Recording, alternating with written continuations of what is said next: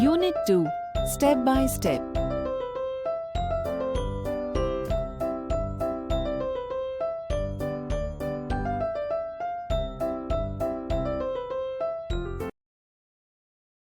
Activity 1.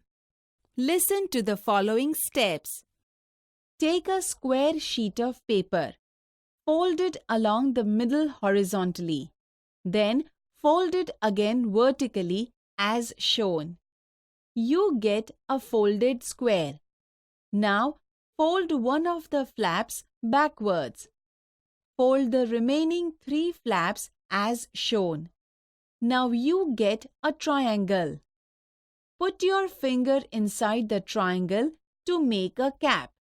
Now make the 2 ends of the cap meet. Carefully pull the base. Pull the flaps outwards. Press them sideways. Your boat is ready.